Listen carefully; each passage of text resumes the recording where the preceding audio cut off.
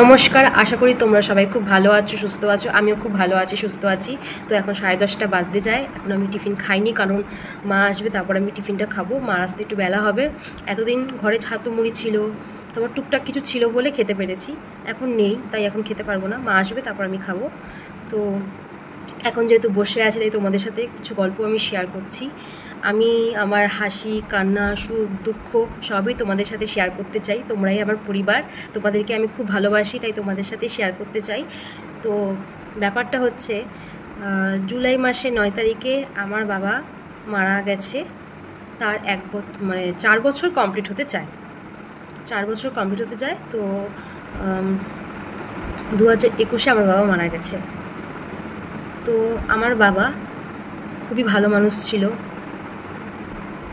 তার কখনো কোনো সর্দি, কাশি, জ্বর, ঠান্ডা কোনো দিন লাগেনি। কোনো দিন কোনো ডাক্তারও দেখায়নি, কারণ লাগেনি, শরীর খারাপ হতো না। তাই কোনো দিন কখনো ডাক্তারও দেখায়নি, কোনো দিন দেখিও নি যে ডাক্তার দেখিয়েছে। তো হঠাৎ করে 2021 সালে কী হলো যে বাবার পায়ে ব্যথা থেকে ধীরে ধীরে ধরা পড়লো কি টিউমার, পায়ে একটা টিউমার আছে ছোট্ট। তো সেই টিউমারটা আর কি, তো মা এবার কি করেছে, মা অনেক ডাক্তার দেখিয়েছে, অনেক হাসপাতালে ঘোরাঘুরি করেছে, অনেক নার্সিংহোমে ঘোরাঘুরি করেছে। তো ফাইনালি একটা নার্সিংহোমে বাবার পায়ের আর কি ওই যে টিউমারটা হয়েছে ওটার সার্জারি হলো। তো সার্জারি হওয়ার পর ওই যে টিউমারটা, ওটা বায়োপসি রিপোর্ট ধরা পড়েছে যে ক্যান্সার হয়েছে। তো এটা তখন ডাক্তার যখন রিপোর্টটা নিয়েছে, রিপোর্টটা যখন দেখলো, তখন মাকে ডেকেছে, বাবাকে বাইরে রেখেছে। বাবাকে বাইরে রেখে মাকে ডেকেছে। মাকে তখন ডাকলো, ডেকে বললো যে আপনি কিছু মনে করবেন না তো? তখন মা বললো, না না, কিছু মনে করবেন, আপনি বলুন। তখন ডাক্তার বললো কি যে আপনার হাজব্যান্ডের ক্যান্সার ধরা পড়েছে।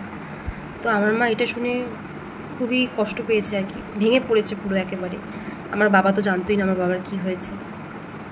যাই হোক, কেউ বলিও নি আমরা, জানলে হয়তো উনি, বাবা বলেছে কি, আমাকে সবসময় বলতো যে কী হয়েছে আমার, কী হয়েছে আমাকে, তুমি বাবাকে কিছু বলিনি। তো এরকমভাবেই চলেছে। তো কি হলো তোমার, ডাক্তার যখন বললো, তখন মা কি আর কি বাবাকে নিয়ে বাড়িতে আসলো।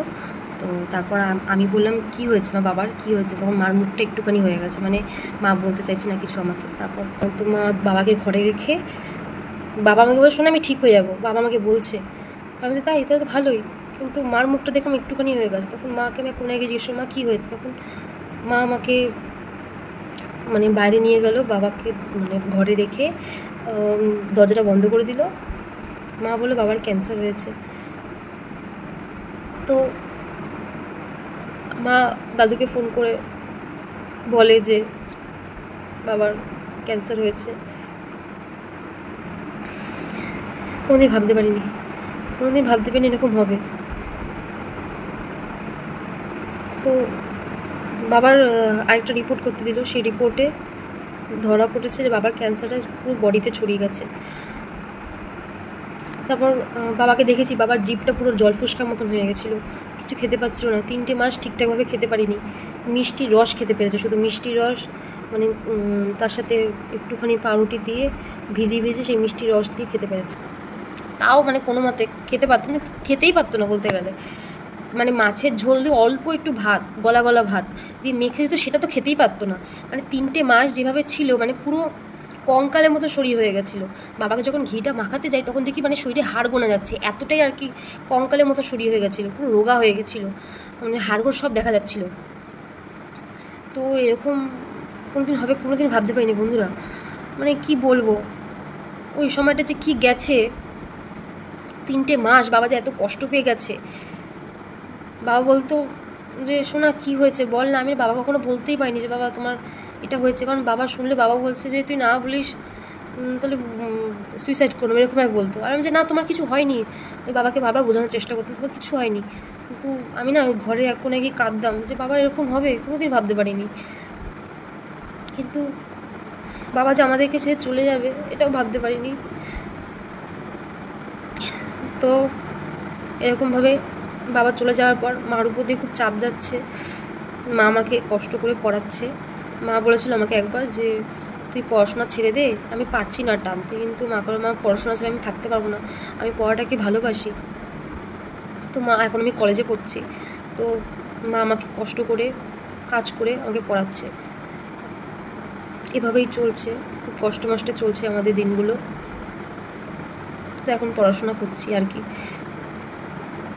তো আমি কোনোদিন ভাবতে পারিনি বাবা আমাদেরকে ছেড়ে চলে যাবে। বন্ধুরা, তোমাদের সাথে এই কথাগুলো শেয়ার করে আমার মনটা একটু হালকা হলো।